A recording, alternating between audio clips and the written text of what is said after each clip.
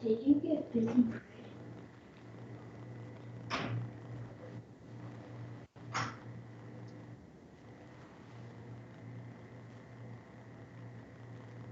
What's up, everybody, to a Wednesday edition of King's Court. I'm your man, King Real. Joined as always, my man, Jay Money. What's up, Jay? What's up with it, y'all? Hey, it's another day, man. Another dollar. Let's get to some cash tonight. No doubt, no doubt. And usually have our man Max here with us, but he's sick today, so he won't be on the show. But every Wednesday we come with that man, that Jimmy the Bag man. What's up, Jimmy? How you doing, brother? Another great Oh, show from you today as well.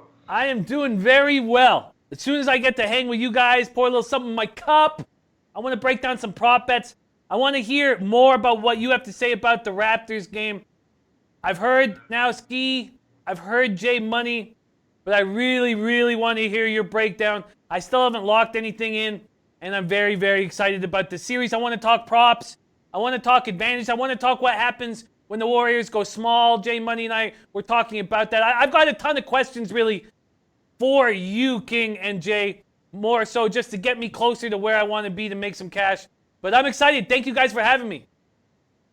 No doubt. Well, thank you for joining us, man. You're a busy man, but you made time for us, so we appreciate it. Yeah, Jay. Shit, we got a WNBA game getting ready to kick off in the next hour 45 minutes. So we can touch on that if you want to, Jay. Just jump into that, unless you want to touch on some headline news. Actually, let's touch on this news real quick, Jay, about the Rockets, man. Trying to basically they just revamping the whole team. I mean, everybody's on the trade block, they said, but everybody but Harden, but. I think if the right offer come around for Harden, they might mess around and move him. What's your take on that, Jay? My whole opinion is I get Chris Paul's getting older. That's why I thought this year was the year for the Rockets. I thought they was gonna be able to get past that hump. That little shit that Denver pulled, Jay, when they lost that game on purpose, so they didn't have to face the Rockets. Man, it's really telling of what these playoffs could be right now for the West. Not saying the Rockets, Golden State would be in the situation they're in now, but it would have looked a little bit differently. What's your take on that, Jay? Get rid of Chris Paul, get rid of the whole team, move Harden. What's your take on Houston right now, man? I know you want to take the state of Texas. Yeah, you're right. I think it is time. I mean, it was nice what they did last year. I mean, they kept most of the core, you know what I'm saying, together. And then they tried to add a few players. They made it. They had a real nice run. I mean, couldn't get over the hump, beating the Warriors, but I think it is time to get somebody else new in there. I mean, we know that Harden's they probably saying everybody but Harden, you know what I'm saying, can go right now, man. Hey, let's put a full blown resurgence over here. So I mean, they got to do something, man. Especially, I mean, but the Warriors, they might not be the same at this year. So, but it's hard to be like after you done lost, you know what I'm saying, the previous 2 years were pretty much the same team to say, hey, let's try to go and do it again. A third time's a charm. So it could be there, but I think that Paul has lost a step. I don't think that he's the same out there. We could tell that. And you know what I'm saying. In that series over there versus Golden State. So I'm with them. You know what I'm saying, to trade Paul and get some new players in there around Harden and see what they can do. I mean, I'm a fan of them getting a new coach as well. So I mean, I can't say that he wasn't a defensive coach. And they still had one of the top defensive in the league last year. So I mean, that is one thing. So I can't really point to him. But I mean, they just fold when they get to the playoff. They're a regular season team. That's how they're built. You got to get some pieces over there with some playoff experience. I feel like, and maybe a coach with playoff experience as well. So I don't oppose. I'm not opposed to them cleaning the house right there. I can't. I like it. Jim, what's your take on that? Clean house, or should they? I mean, the one person they said is not on the trade block is Harden, but would you like basically save house and kind of get rid of Harden? What would you do if you were the Houston Rockets, Jim? I think Daryl Morey is so sharp. I think he is such a smart guy. I this is just a game, a play he's making right now. He's always trying to make his team better, and this is just a move. Open everything up, create a situation where people know that if you want Paul, you can get him. That he's just open for trading. You know, he's open for business. And I told you guys, we talked about that book, The Undoing Project, written by Michael Lewis, who wrote Moneyball. And to this day, it's the best gambling book I've ever read in my life. And it's not about gambling. The whole first chapter is on Daryl Morey. And when Daryl Morey came into the NBA, the guy didn't know anything about basketball. And he was given the general manager job. Houston Rockets. He didn't know anything about basketball. And what he's done with that franchise, consistently making them an elite team.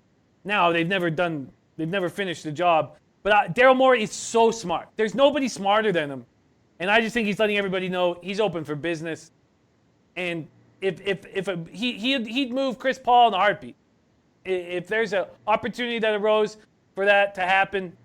And remember how they got Harden in the first place. They got Harden, and the Raptors helped. I mean, there was a Kyle Lowry move to open up to get him a draft pick. The draft pick he was able to trade to the Thunder for, for Harden, all that stuff. Like he's the guy's a mastermind. He just wants people to know he's open for business. I think it's no more than that. I hear you there. Yeah, you're right here, mastermind. But question, Jay, I think this Lakers man may follow Chris Paul around for the rest of his career since that trade that they null and voided the NBA did.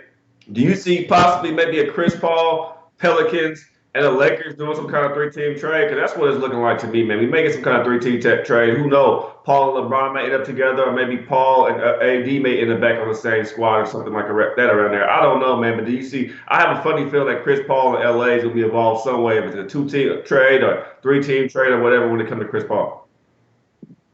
Yeah, that would be pretty crazy, but I can't say I don't think that they'll take him right now because they know he's too old. I mean, we know that there was a few rumors about Kyrie maybe going over there. I think if they was to get a point guard, it had to be somebody that's ready for them to really go and get a championship. He has experience, but like I said, I think he just lost his step over there. I mean, LeBron already getting gray hair and shit too. I know they cool. I know that, you know what I'm saying, they trying to do this shit behind the table type shit over there partying this weekend and stuff, but I mean, Melo not out the picture as well. Let's see who all was over there. It was Tristan Thompson, LeBron James, and then Chris Paul. But no, man, no, bro. I mean, Chris Paul, I still like him, a good player, but he's lost his step, man. I mean, maybe 1 or 2 more years. I mean, maybe 1 more year, balls to the wall. But we saw what happened last year. I mean, he had even missed a few games during the season.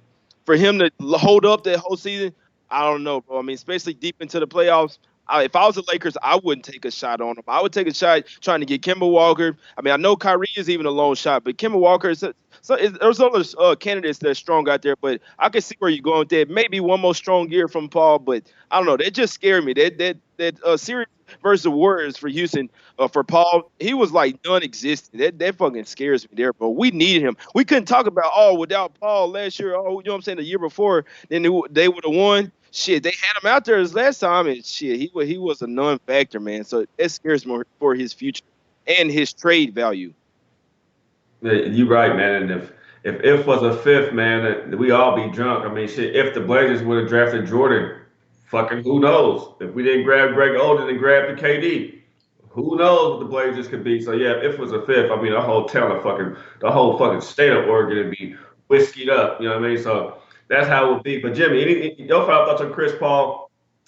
How many years do you give him left in the league? Do you see maybe not left in the league? He has a nice contract, but I think he lost value last year when he got hurt in the playoffs, and that's when I think the Rockets actually had a chance to win the championship then, Jim. But just like Jay said, I mean, I think he's losing his value. He's getting older, just like LeBron. What's your take on Chris Paul? I mean, how much more do you think he has left? I think you're right about him losing value. I think he lost value in Game 6 against the Warriors when he has a spectacular game and they lose.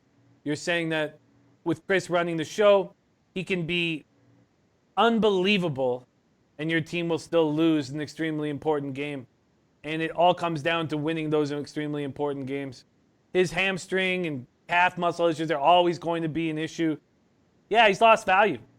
You know, and also he's a guy who wants to be in charge of the pace, probably in charge to have a say in player personnel. Yeah, I think that he doesn't have a ton of value, and he's only going to want to go to certain teams and certain situations, and so yeah, I mean, if I was a young basketball team coming up, I'm sure he wouldn't want to play there, and I wouldn't want him. The only spot you would want Chris Paul is a team that's ready to take the next step. Like if you look at teams in the West, you look at the teams that have potential to possibly take the next step in the next couple of years. I mean, what jumps out at you? I mean, there's no way he'd want to play in Minnesota. There's no way he'd want to play in New Orleans. I mean, if you look at the amount of options that you have with Chris Paul, maybe if Kyrie doesn't go to New York and KD goes to New York, maybe New York. But it has to be that kind of a perfect situation for him. An aging, on the downswing of his career point guard who always is going to want a perfect situation for himself. in a marquee market. That cuts Daryl Morey. I mean, what's Morey? Morey's only going to have 5 or 6 teams to work with. It's very difficult to move Chris Paul, his contract now, and his value's dropping. I agree with you guys. You're right. Moses said he has to come off the bench. I like that thought. And Moses, yeah, Jimmy, you brought the undoing process to the book, man. I still haven't read it, man. I need to go get it too. I was just talking to my wife about some books, man. Reading is good. But Moses was telling us he was reading it earlier in the chat, man. So yes, you got somebody on it, man. He was telling us how good of a book it is. So I'm definitely gonna have to pick it up. But we can get to the WNBA game. But one final thing on the NBA before we actually get to cap and the rest of the NBA.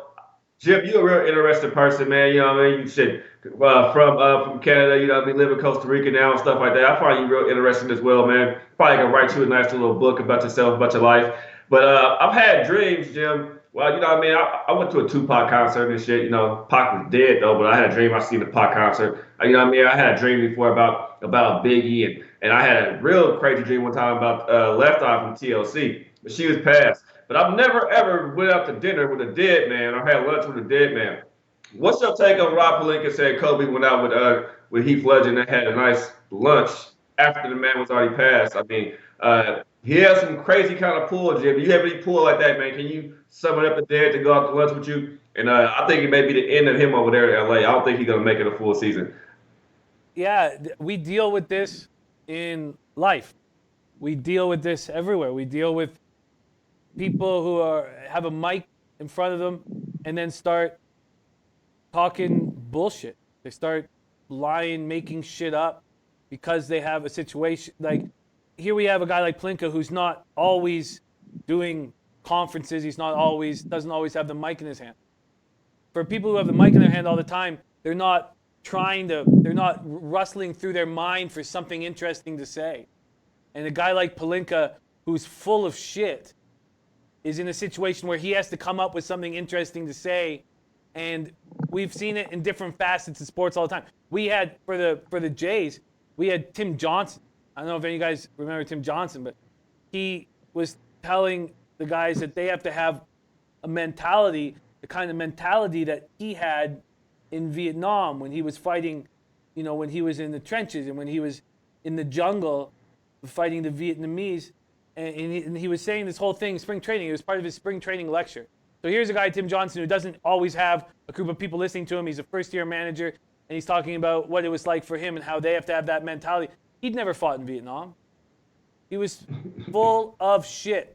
Now, he's not as rich as Pelinka, but we deal with this all over the place of people fucking lying, making shit or changing truths to sound interesting or to sound just sound interesting. And these are generally people who are, when you are in front of the camera all the time, you get more comfortable there and you don't need to fucking flip through, oh God, I need something interesting to say. I need to tell them something. And that's what Pelinka is full of shit. They're trying to create some sort of answer for him. But when there's one lie, there's a 100 lies and 1,000 lies. And even though it's not that big of a deal, I would want nothing to do with them in the organization. Where there's smoke, there's fire. This guy's a fucking asshole. Say what you want about Magic. Say what you want. But if he was in a good situation, he would be running the show. He'd be running the show, and he'd be getting marquee free agents like LeBron to come to LA. Something's wrong in that organization. It's not all Pelinka's fault, but that's just a sign of a fucking scumbag. A fucking lying cockroach fucking scumbag. And that's what I think of Pelinka. Jimmy just broke it down right there, Jay. I mean, shit, what's your take on that? When I heard it, I was just listening to him, and I didn't know shit about Heath Ledger being dead at the time until they brought it up to my attention. I'm like, oh, well, Kobe sat down with Heath. And then after the end of the conversation, when they said he had been dead, I'm like, well, damn. And you standing there talking to The Rock with that. Surprised The Rock didn't rock bottom his ass and give him the people's eyebrow. What's your take on that, Jay? I don't think he makes it all year. To be perfectly honest with you, I saw a glimpse of it, but I didn't read into it a whole lot. I can't say my day is filled up with a whole bunch of shit, man. To be honest with you, I didn't read into it too much, man. I know that it was some, some really messy bullshit. I didn't even read into it, to be honest with you. I just it's what I saw that he had an interview with Heath Ledger or something like that right before he died. He died like a few days later, something like that. So I mean, but I'm with you. I mean, it's just too much more. It's just more more Laker mess, man. I don't know. I'm just not about it, man. I'm all about positive vibes. I can't say I don't have a whole lot to say about that situation. Yeah, I feel you there. Yeah, with Magic gone, I just don't think Cleveland's gonna stick around. I think Jenny Buster has to just get somebody in control and step back. That's just how I look at the situation. But hopefully, the Lakers and the Knicks both rebound this year and be some competitors in the league. Makes the NBA much better. All the extra drama ain't worth it. I mean, shit, you already got enough drama with LeBron on your team, and he's pretty fucking quiet over there. I know he has to have a lot going through his mind. But let's cap this WNBA game, Jay. We did pretty well yesterday. Knocked our best out. Today we have the Storm versus the Minnesota Lynx. I know you on the Lynx earlier, Jay. I seen you talk about it real quick. I mean, a poster in Jim on Jimmy's show in the chat. I'm on the Storm over here, man. I got them when they was at 4.5, about to the 5, and then I took him at the money line after I had capped it some more. So it opened at 157, but my book had 155. I hopped on it. Let me open my book up right now. It was at 153 before we started the show. I think at the stations it had at 152 and a half. What's your take on this game, Jay? I mean, I'm surprised by what I've seen from the Storm first game, missing some people. I'm very surprised by what I've seen from the Lynx. We'll get into more numbers and stuff like that, but what's your initial thoughts on this game? Yeah, my initial thoughts on it. I mean, I'm still a believer, and I think that the Storm are going to be a bottom feeder in the league this year. So I mean, they had to show me something. I know in that first game that they came back, you know what I'm saying, versus the Mercury. Mercury pretty much playing terrible, had a 9-point quarter. I really feel like that the Mercury should have won that game, but I mean, I give credit to Seattle. They came all the way back on ring night, you know what I'm saying, to win that game in nice fashion at that. I mean, we know that January, you know what I'm saying, they had some damn good players playing good for the Mercury. Griner, she had a good game, and Bonner had a damn good game, 31 points. But other than that, it was nothing, bro. I mean, their offense is just super stagnant. I don't think we're gonna see that tonight for the Lynx. I know that Canada had a damn good game for the Storm, but I don't think that they have that same type of game that they had versus the Mercury. I mean, the Mercury, they pretty much just folded in the second half in this one. And we had to think the Lynx before the Seattle beat them last year. I know it's just last year. They beat them 81-72. Before that, they had lost 16 straight games in Minnesota. The Storm just don't fare well in Minnesota whatsoever. I mean, we know that they had a little rookie over there that came, you know what I'm saying, came in. What's her name? Collier. She came in and played a real good game. I know that she had 27 points, but she might not have that same game, but I feel like they gave her some confidence, you know what I'm saying, for filling in for Maya Moore. So I like the Lynx here on the first half. It got them at -2, and then I got the full game at -3.5. Like I said, I feel like that the Storms are gonna have to show me if they win this game. I know some of these dogs are gonna start coming in, so I mean, it wouldn't be surprised to see the Storm come here and win this game. But on the road, their first road game of the season, I think gonna have a little bit of a letdown off that game one win at the house, comeback win at the house. So I got to roll with the Lynx here, and they really did show me something in game one at the house too. So we'll see if Collier can keep up that good guard play and fill in for Moore. We know she's missing this year, and we'll see if Lynx can keep that good tenacity in defense. And we know Sylvia Fowles. I mean, it's pretty much nobody that's gonna stop her out there for as far as rebounds and down there in the hole. She gonna pretty much get whatever she wants. So I know that they got, you know what I'm saying, Natasha Howe over there and stuff, but I still think that the Lynx will pull this one out, and just a small spread. I do like the 3.5. I can't say I like the first half even better. We saw the Storm come out pretty much a real bad first half before they cleaned it up a little bit late minutes versus the Mercury. Yeah, to me, Storm started off slow in that game, and I thought that Mercury had it. You know what I mean? I was on the Mercury first half. I think it was -1.5. I was pushing. You guys had the money line. I thought Mercury was going to win that game, and because I'm looking at the Storm team right now, man, they don't have the MVP. They don't have Bird out there either. This team is really, and no Clark either. This team is going to be hurting out there. But this team went out there and did what they're supposed to do. I mean, I took the Storm money line for the one reason. I took the points as well, but the reason why I took the money line because they're 11-3 ATS last 14 games in a row. I get that they 1-9 straight up last 20 games in Minnesota, but this is a different Minnesota team. Minnesota is 7-15 ATS at home last 22 games and 1-4 ATS last 5 versus the Storm. The Storm surprised, like I said, when they were scoring some points. Storm only lost that first quarter to Mercury that day, and they bounced back and won every single quarter after that. They won the second quarter. They held them to 9 points, 9-16. They won the third quarter. They won the fourth quarter. They just pretty much owned the game after they started off bullshitting around for a little bit. The Lynx, they have the ones that have to show me something, Jay, if you ask me. I mean, they went up there and played a Sky team. Collier, man, the rookie from UConn, she put up 27 points. She shot 80%. the team by themselves shot 32 free throws out there. They own the rebounds. They had 40 some fucking rebounds or 46 or 40 yeah 46 rebounds versus the Sky. The Sky suck.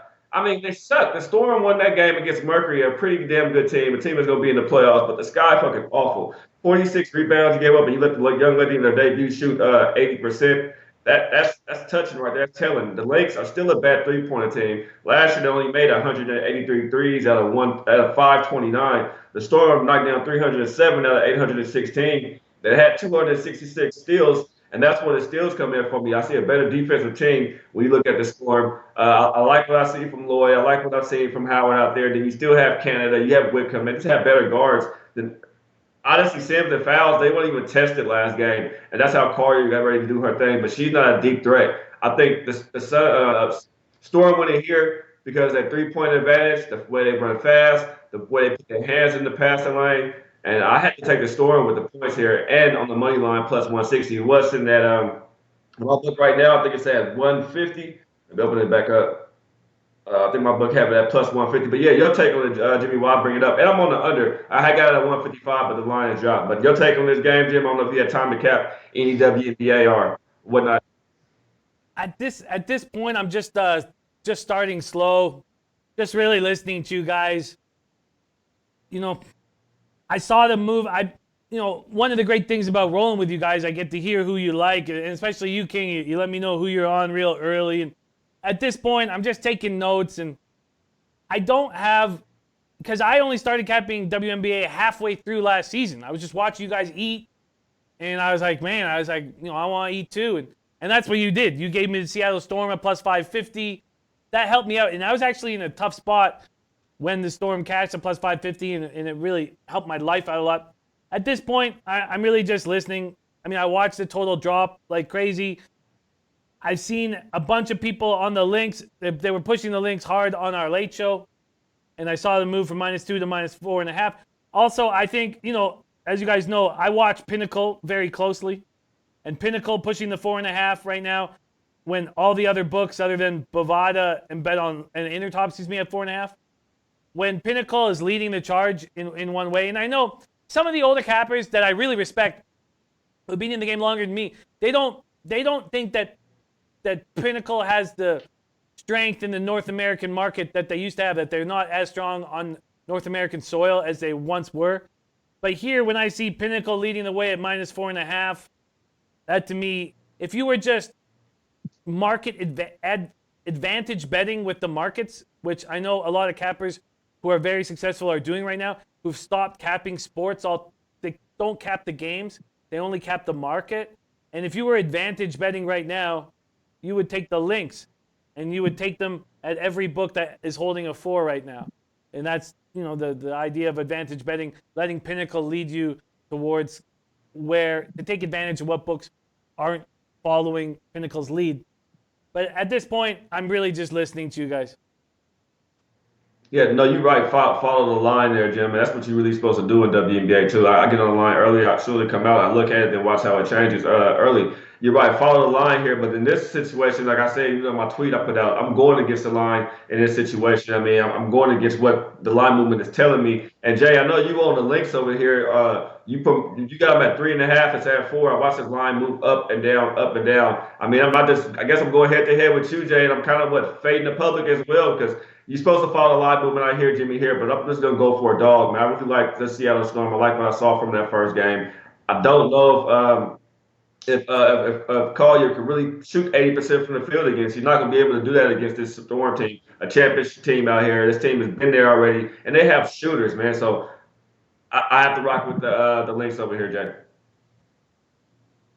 Yep, I can definitely dig it. I mean, I'm on the. Yeah, you say you got to rock with the links. I can definitely dig it. Hey, go ahead and rock with them, baby. Shit, my bad. I'm on the links. I'm on the links. I know what you meant. You meant that you're on a storm, but no, I'm just messing with you, man. But yeah, I'm on the links the first half -2, and I'm on them full game -3.5. My book, you know what I'm saying, had it -3.5. So that, and everywhere else it was 4. So maybe they were kind of sort of saying that, you know what I'm saying, maybe in my book a lot of people was taking a storm. But to be honest with you, when I'm on a bet, I don't really look at who's else on it. I mean, I look at my research on it, and I go with what I particularly like. That's what makes me feel better at night. If I, you know what I'm saying, whether I lose or I win, that's what makes me feel better. You know what I'm saying? Going with what my research tells me. So, I mean, I like the links here. I'm not on it super large or anything, but I'm on the first half -2, and I'm on the full game -3.5. And I can definitely see why the total is moving down. I like the under as well, but I'm just not taking it at where it's at now. Even though I still think that it could go below that, I just don't want to get the ass in the line. I mean, if I could have got it at 154 or something, I probably would have still took it. I mean, 2 points not really scaring me away. I'm just staying off of it. Yeah, so Jim says you could get the Storm at +4.5. If you like the Storm right now, if you don't like the money line, you want to go for it, you can grab them at +4.5. My William Hill has a +4. If you like the links here, you get my -4. Jim said on Pinnacles at -4. My William Hill have them just -4 as well. But I'm on the Storm over here. So give me the Storm at the points. Give me Storm money line and give me the under earlier. I can't promote the under now, but in WNBA, the one thing we gotta watch is the game is at look at Moses says at 152 right now. That's what I saw earlier at stations as well. But if you like overs or unders in WNBA, man, let the points go up a little bit. It's gonna go up a little bit. If you still like the under, you could probably get it at 157, 158 if it's like that. But if you like the under, I mean, shit, it may drop. So I mean, over it may drop a little bit, and you got hammer the over. But the lines move fast in the first quarter, man, over or under wise. So that's how you play a total in WNBA. If you miss a line you like, or you don't like that line exactly, just wait. It's basically in play. You know it's in play, but you picking your own line first quarter when it comes to a total. But enough of WNBA. We missed fall 20. It's fall 28, man. So load your pins, hit your dabbies, do what you got to do. Get lit for the rest of the King's Court show. We'll get down to the nitty gritty. I wish we had a Golden State supporter on the show right now. We was trying to get my man Teddy B to come on here with his gym because you know you from Canada. So whatever you said about the Raptors, people already don't think it's biased because it's a team. You know, I couldn't have went for losing when it came to the Blazers or whoever I had picked just because I'm from there. I heard what you had to say yesterday, Jay. We talked about the game a lot too, but I'm really liking Raptors over here, man. The more I look at it, the more I like the Raptors. I see the whole public. I mean, everybody in the whole world. Well, where I'm from in Nevada, California, you can't even have a conversation with Golden State Warrior fans and backers because they don't see no bias in the team. They see this team is winning. This team is going to win. I don't see it that way. I don't know who stops Kawhi out there on this team. He's playing like a man on a mission. I guess that 20 days, those 20 games he missed, Jay, is helping this man. But at home, game one in Toronto, you got a whole country over there, man, on their back. You have to go with the Raptors over here. I like the Raptors first quarter, not first quarter, but first half and full. Curry's averaging 26 points. He made he's making 4 3-pointers a game. I don't like Golden State's bench with Bill, with Looney, Jabreko. OG coming back, and I've been saying I wish I had OG back out there for the Raptors. He's going to be coming back. I'd rather have OG in my lineup than trying to work in the Cousins when it's time for Cousins to come back. That's going to mess up Golden State more. And we can't forget the Raptors beat this team twice already. They beat them in Toronto in OT when KD had 51 points. Yeah, they didn't have Curry there at all. And then they turned around, which should be what you say, Jay. Revenge game, Jay, right there. Golden State should have won at home. It was all of them. It was Curry, it was Clay, it was Thompson, and they didn't have Kawhi out there. And they went out there and beat that team 113-93 or somewhere like that in Golden State. So they already beat Golden State twice. I'm not seeing why everybody's saying it's going to be a sweep or a gentleman's sweep. The Raptors don't have it. The Raptors bench already showed us what they start without they started to beat this team. I don't know what everybody's looking at, Jay. Yeah, they're looking at that the Warriors are technically the better offensive team, but I mean, we can't forget that the Raptors have the home court advantage. That's my whole thing with the series price. We know that the Warriors are technically the better overall team, but I mean, they don't even have the home court advantage. And then you got the Raptors like at over plus 200 dog. That's pretty crazy. They pretty much saying that they know damn well that the Warriors are gonna win one of these first two games. I feel like so. I mean, we'll see, man. But I just can't wait to see how the Raptors are going to defend the Warriors. That's my whole thing. But I feel like if you like the Raptors tomorrow, I feel like that first quarter, that's going to be their best spot. I mean, if you like them first quarter, first half were full game. I mean, especially if you like them full game, they have to come out firing. They have to come out and punch the Warriors in the mouth. If not, and the Warriors come out, and you know what I'm saying, we know that the Warriors don't usually dwindle leads or let, you know what I'm saying, a team come back and take the lead, come back win. It's usually Golden State will have a bad first quarter and a bad first half period, and then they'll come out firing in the third quarter. We've seen it happen time and time again. How many times have the Warriors started out slow? I mean, they won the first in the first game one against the Blazers. They won the first quarter. All the other three games, they lost the first quarter, and if I'm not mistaken, at least two of those other times lost the first half as well. So I mean, it's like they'll just come out in the first half kind of sort of lazy or whatever. We know that they've had much longer of a layoff. I feel like if you like the Raptors here, I mean, you have to like them first quarter. That is their best shot, best chance to keep the momentum going from them winning the 4 straight games over the Bucks. So, I mean, I feel like Raptors first quarter is a real strong spot if you like them really at any point in the game, because we know that if they're down at the half, then the Warriors are going to come back storming in that third quarter regardless. What's your take on what Jay just said, Jimmy? I mean, I'm just a strong supporter of your Raptors over here, man. I got a whole bunch of stuff written down. Well, I just like the Raptors over here. But what's your take on it? Do you agree with what Jay just said? I don't really. I don't really, because I just think the volatility goes up with the less amount of time. I love that he loves the Raptors early. I love it. But if we have a much stronger bench, then I want the first 6 minutes of the second quarter to be involved in my bet. That's it. And I'm not saying, like, him talking about carrying over the glory from the Buck series is bang on. But from a betting perspective, I would still rather have 24 minutes than 12 minutes. And the more I hear you guys believing in the Raptors, the more confident I get. And I know that Ski Profit's going to throw a wrench in my confidence tomorrow on the show, because he's on first quarter, first half full game. And hopefully, King, you can come on the show and keep me going. But after hearing it all and breaking it all down from a side perspective, I want that first 6 minutes of the second quarter bad. I want it bad in my bet. So I'm gonna. I feel like now I'm gonna take first half full game. All these days off since the series ended, I was saying keep it simple, just take the Raptors on the money line each game. I'm starting to see that's not making sense, as the Raptors have now become favorites.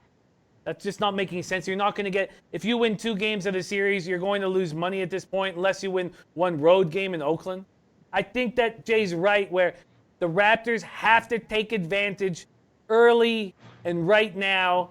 But to me, that means game 1, not necessarily the first quarter.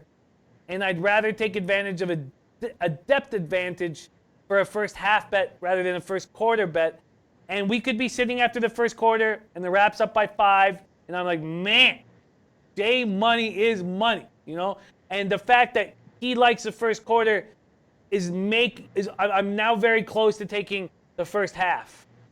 So I agree with so much of it, but I just feel like volatility increases in 12 minutes, and the Warriors are going to have sort of no pressure on them because they have no KD and they're on the road, and that scares me. I mean, I look at Russ a little bit too, man. The fact that Golden State been sitting out for a little bit. I look at Russ, look at the veterans that the Raptors have over here. I mean, look, Iggy is dealing with issues as well. He's dealing with a cap issue as well. So I know he's been sitting out. I mean, maybe he healed all the way up, but you can't think that he still isn't dealing with something over there. He's dealing with a calf. We don't expect KD to be back at all. This team gets OG back. You got Siakam, who's been playing great. Powell stepped up for you guys. Lowry, that's my only situation. What do you get from Lowry? But he's been showing me a little bit of something. And I think the Raptors had a tougher road to get to where they're at than what Golden State had. Yeah, I get KD went down, but they beat a one-dimensional Houston Rockets team, man. And I thought Houston had a chance to get a championship this year, but I was realizing during the season that this team wasn't going to get it. And they beat them. They beat a banged-up Blazers team. You said they got Dame had issues with his ribs. We didn't have Nurkic. We weren't even supposed to be there. I'm the same guy who faded this team I'm fading Portland, man, against OKC and against Denver for the series wise. You know what I mean? I'm like, damn, we ain't gonna beat them, and we beat them. I was amazed. I was shocked that they made it to that point. I gave Portland to win 2 games, but no, Jay was right. Golden State let teams get up, and Portland. I think Portland ran that, controlled that game every series. I mean, every game they controlled it. It was up. It was up points, and lost the lead every time second half.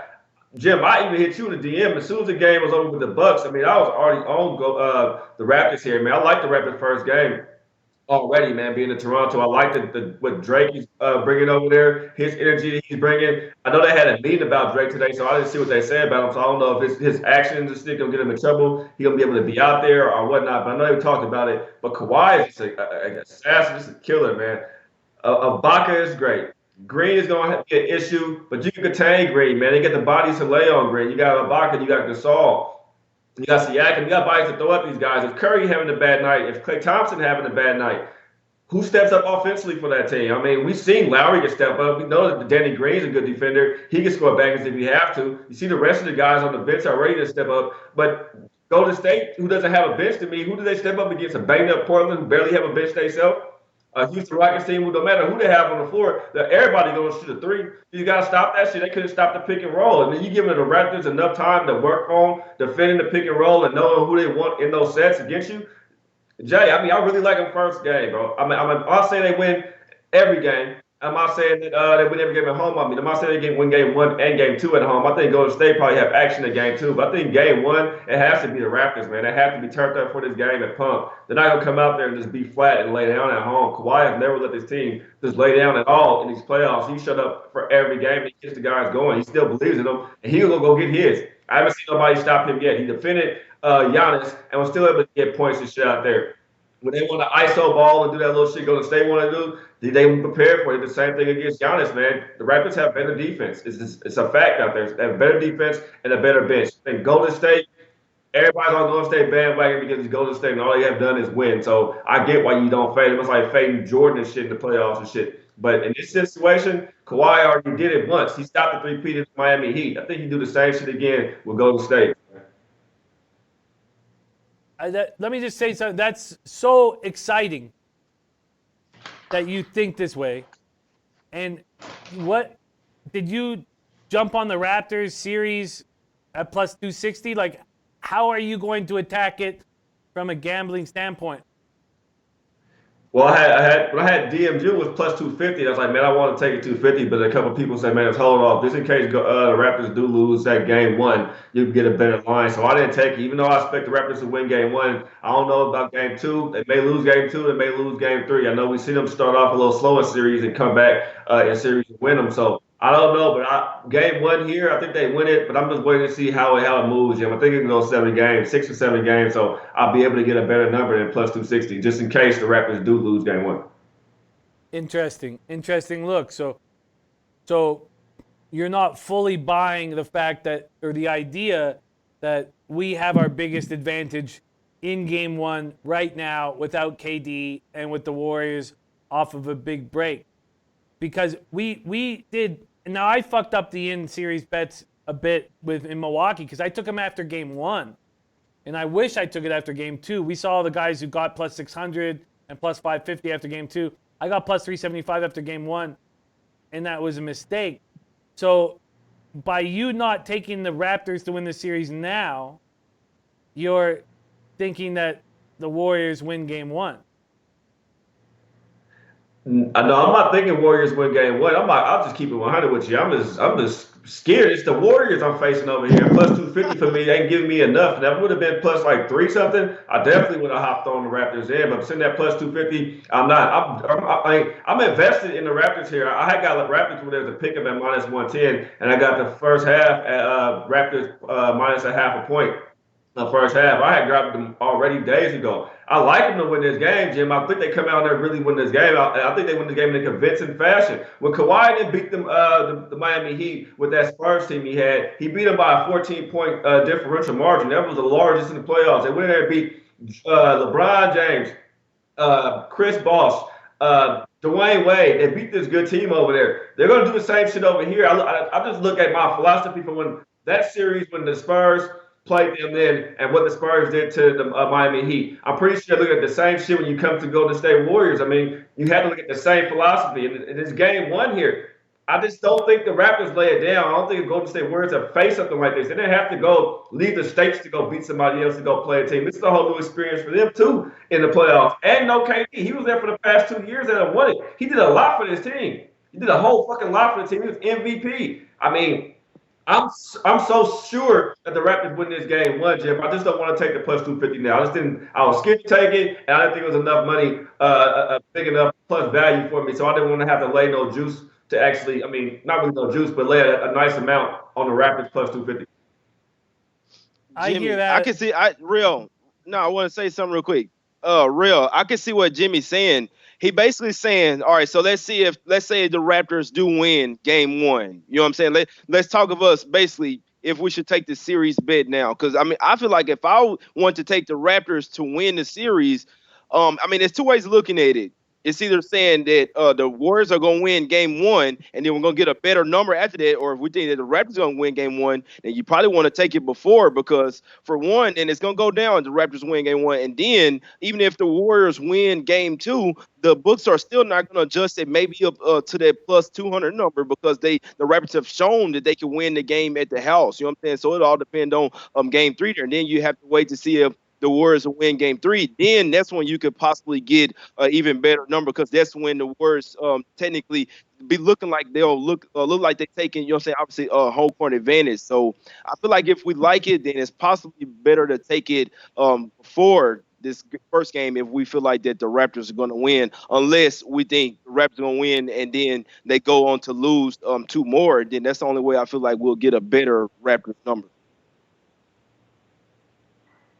You want to chime in, Jimmy? Because I know I understood what Jimmy was saying. Because like I said, I had DM Jimmy. I had told you, Jimmy, it was plus 250. I wanted to grab it, but no, I didn't grab it because people told me not to take it. I thought it was going to be a better number. I thought it'd be better than plus 250 for me for what I had. So no, I didn't grab it. But I get what you guys said. I believe the Raptors do win game one. So yeah, if you like the Raptors to win the series, you take it now. So I get what Jim was saying. I was just saying basically. My after this year, I didn't want to take it because I didn't feel like laying 1,500 on a plus 250. I really give me like plus 280 or 290 or somewhere around there. I can only lay like $1,000 or $800 on it somewhere around there to get some change. That's how I was looking at it. So my philosophy is different though because I'm playing it game for game. I'm on the first half and full game, so I don't know, man. I may just play game for game, Jimmy. I may not even touch the series bet. No, I hear you. I hear you, and you guys have given me confidence in the Raptors. But the way I don't want to say expect. I mean, I guess expect this to go down is the Raptors have the best opportunity early. And those of us, the people who have futures on the Raptors, they're hoping the Raptors win game one because then they're going to start betting on the Warriors. And then they're hoping that the Raptors win game two so that they can bet on the Warriors. Because all of a sudden the Warriors have value. So with, we make, with our futures bets and with our, when we don't make a bet early in a regular season game because we're expecting some player, a star player who's hurt to not play, we're making a bet that he's not going to play. We're going to get a better number later. And I'm just trying to have enough confidence moving forward with the Raptors. And you guys are giving me that where Ski's taking away my confidence. I'm just trying to understand why you don't want them early.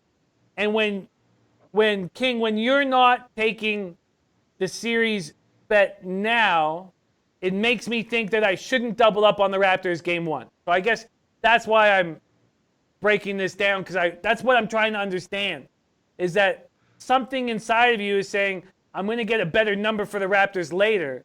And the only way that's possible is if the Warriors win on the road. And if that's the case, you're saying that you think the Raptors have a chance to win in Oakland. And that's what I'm the most concerned about. So let me ask you this, King.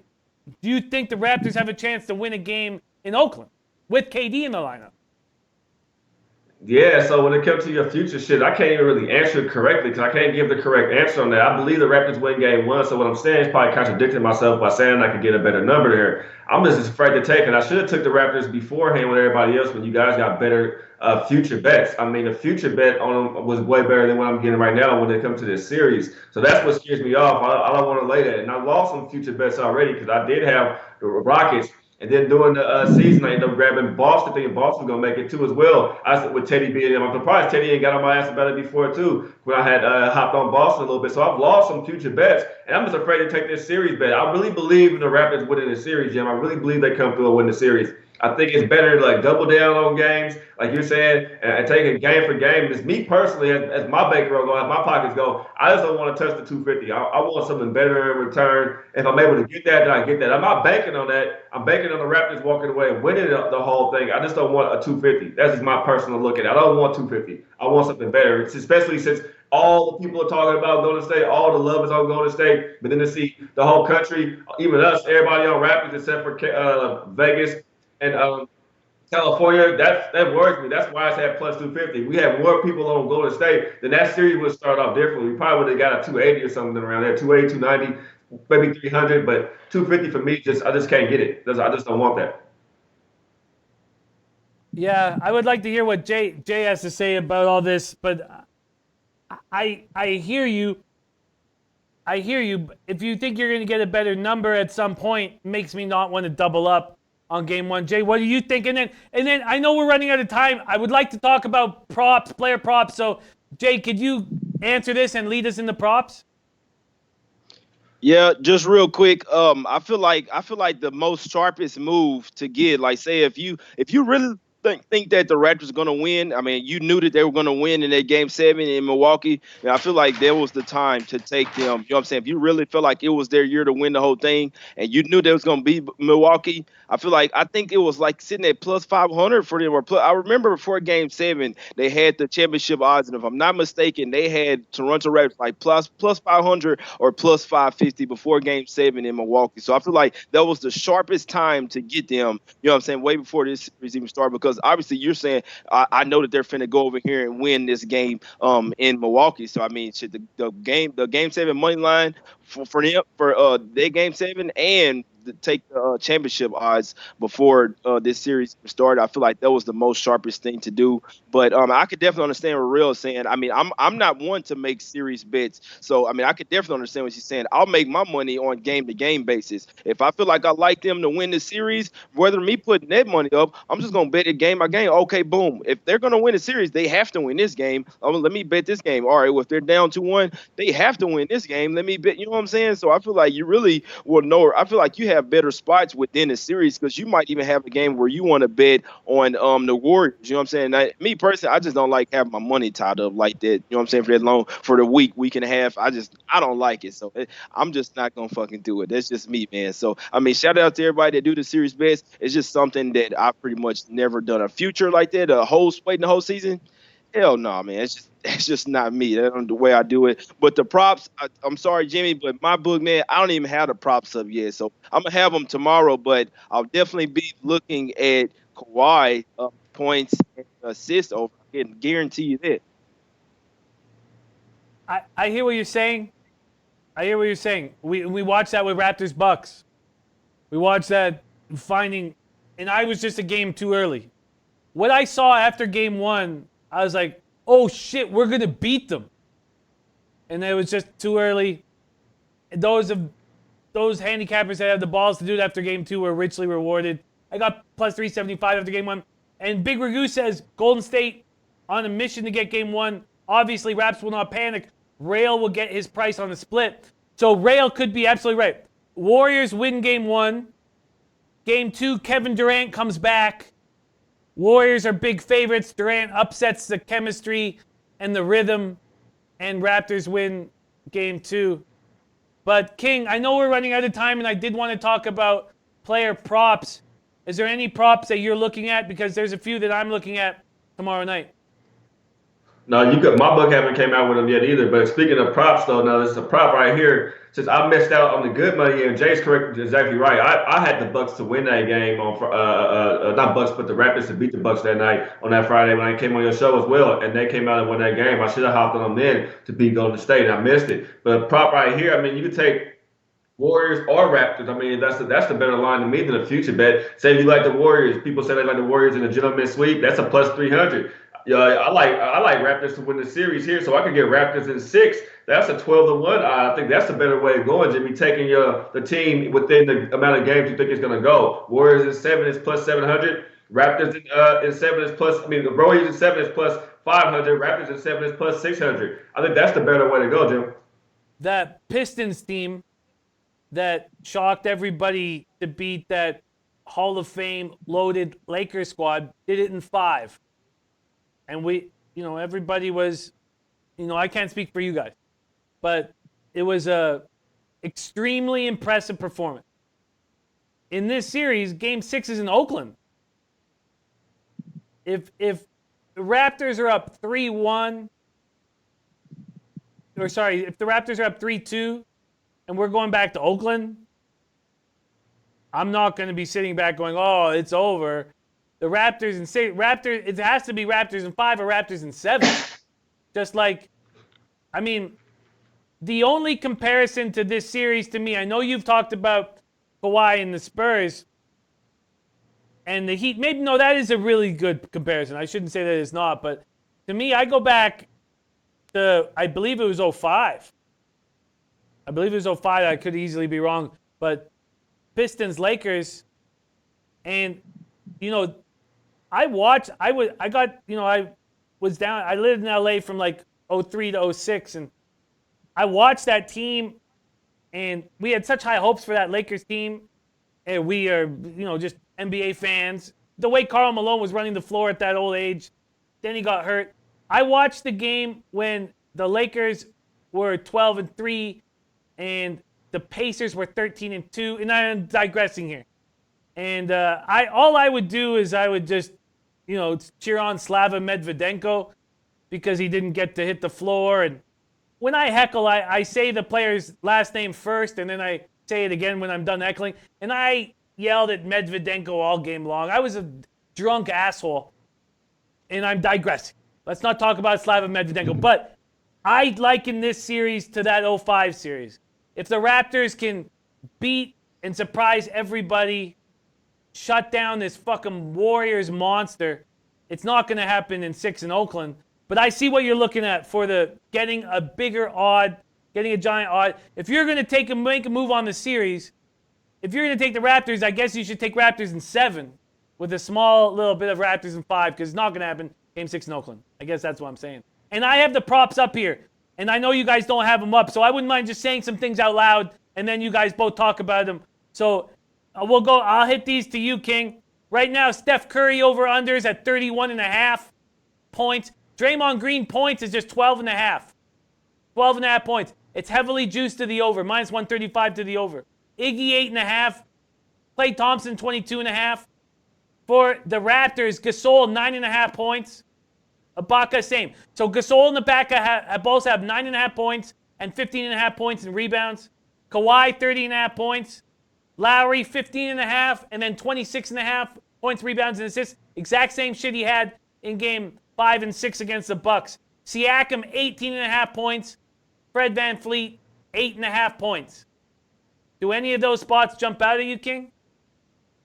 My whole thing when it comes to the Gasol and Serge one, I would say grab the Serge under, but we don't know how they're going to play the pick and roll and how they play Gasol out there. I mean, I know he's a great defensive guy out there, defensive player of the year at one time as well. I just don't know how they're going to play him, and that's the whole thing about watching the game one and trying to figure it out. So I would kind of stay off of the Gasol and Serge to see who gets the most minutes out there, because then you'll know the next game who you want to fade and who you want to go against. But right now, maybe the Gasol under, not Gasol, but Serge under 9.5. But I just don't know how those two will play. The Curry 31 points, I can see it, but I wish that did have assists with it. I think the whole key to stopping Curry is you have to be on him. You have to stop that pick and roll. You have to stop that screen, and get a hand in his face. And I think they do that. But the man does knock down 4 3-pointers a game right now in the playoffs, and that's a quick 12 points for him. So I like it. I think you said Siakam was 18 points. I like the Siakam one, man. I like the Siakam over 18, Jimmy. And the Iggy, you said was 8.5. When it comes to Iggy and Green, I agree with the Green over 12.5, but you're right, it's juiced at minus 130. Any of those props have a plus money bomb, or are they all negative? Everything negative. But I think the Siakam one stands out to me, Jim, a lot. Siakam and possibly Iggy. That's Possibly why Iggy getting over. That's why Bet365 are so rich, because none of them have a plus line beside them. But yeah, at this point, Siakam at 18.5, Van Fleet 8.5, but Iggy 8.5 points, Danny Green 6.5 points. You have to think that this might be the series for Danny Green, because the Bucks was not the series we needed to defend. Maybe in this series we need a shooter. Maybe in this series Norm Powell will be, I still think he'll be effective, but maybe we need Danny Green a little more. 6.5 points for Danny Green. So, Jay, I'd love to hear what you have to say. Curry 31.5, Thompson 22.5, Iggy 8.5, Draymond Green 12.5, Leonard 30.5, Lowry 15.5, Siakam 18.5. Any of those jump out at you? Yeah, I like Siakam over the 18.5, and it's maybe surprising, but I like the Draymond Green under 12.5 points. I think he's gonna have his hands full defensively. I don't think this will be the game. Maybe at the house he could probably score double digits, but I'm still not sold on his offense. I know he get a couple of baskets and he start getting all rowdy and wild and stuff, but we can't forget that he's still not a great shooter and he doesn't really even look for offense too much. So I think 12.5 points, especially on the road, may be a little bit tough. Especially with some of the bigs that the Raptors have. I see Draymond Green trying to do it with assists, and maybe, you know what I'm saying, with the defense. I don't think he's gonna be trying to do it with scoring, especially in the first game where I think that a lot of Warriors will be rusty as well. So I think that Draymond under 12.5 points is definitely a nice gem. And I would almost bet you, obviously I can't say it, but I would almost bet you that the under in the points is the one juice to it. If not, and I would definitely be betting the under. And I can't say I don't bet props. I'll give them out, but they're one that I'll definitely be betting if it's not juiced too high. But I definitely like Siakam to get over 20 points. Oh, such an interesting breakdown, Jay.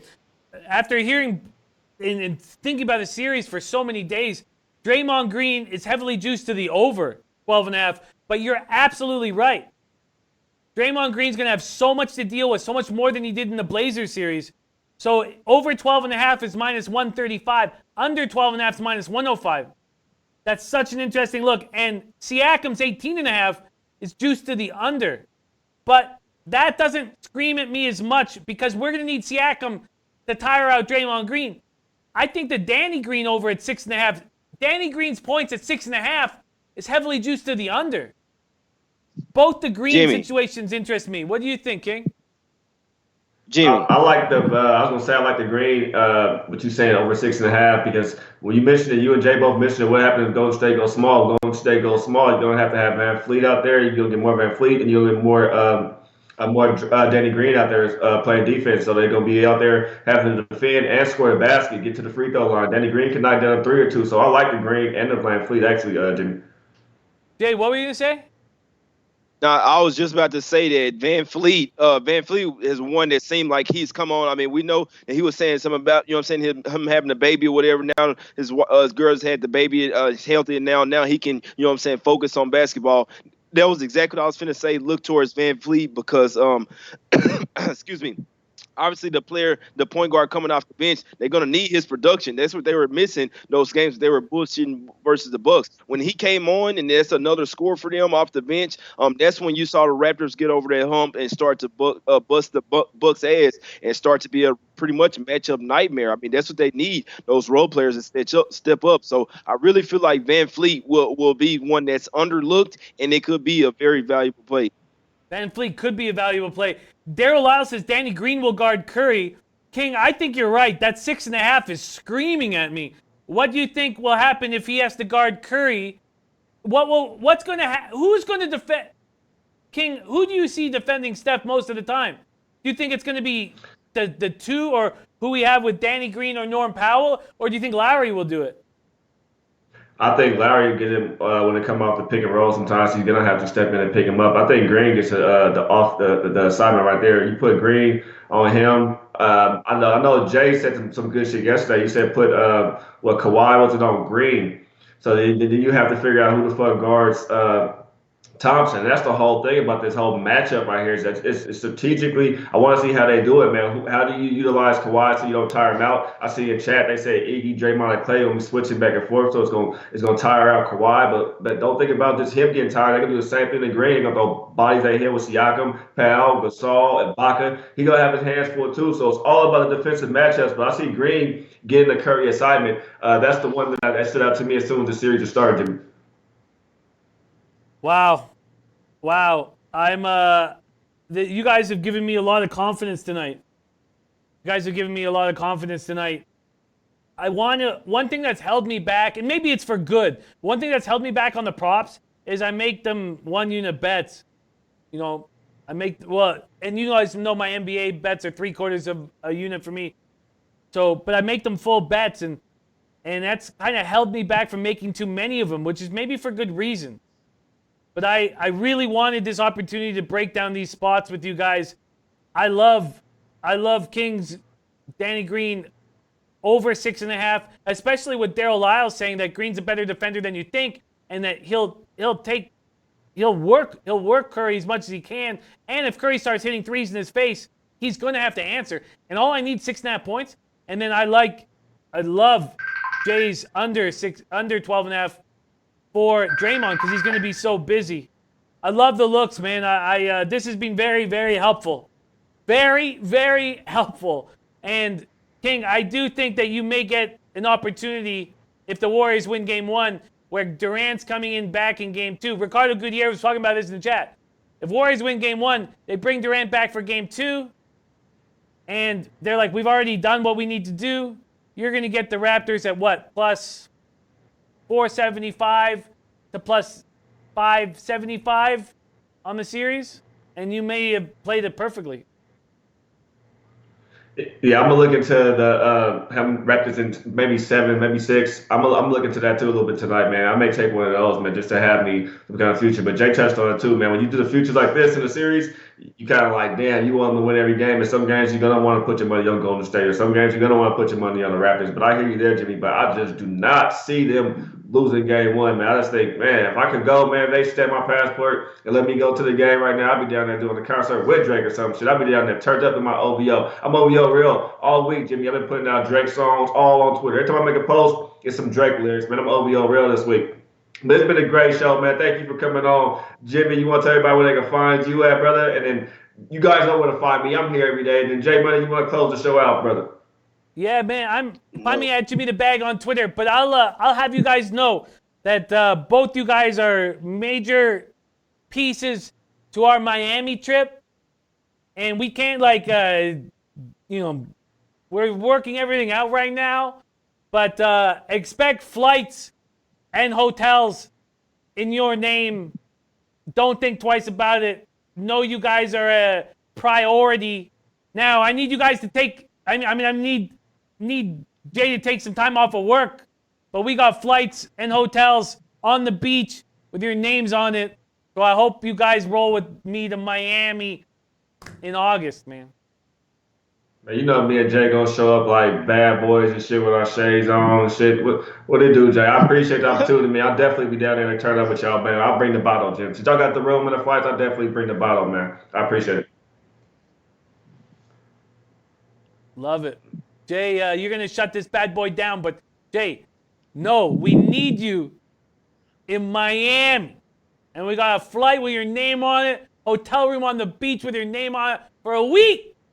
So no, we need you. Oh, yeah. And much love, you guys. Oh, yeah. I'm going to be there. I already know I'm going to be off work, man, because my birthday is August 19th anyway. So I know damn well I ain't going to be working, man. So, you know what I'm saying? I'll come through. I know the year before last, I went to Miami for my birthday. So we definitely going to make something happen, man. And flights and hotels in my name sell real nice to me, man. Y'all know what's up, man. Y'all come back tomorrow. Tune in King's Court as well, man. It was a real nice show with you guys today, man. We're going to keep getting to some money. Y'all go and follow me on Twitter at JMoneyIsMoney. And we're going to close out the show with my dedication to Jimmy. Leche A-Los Bookmakers.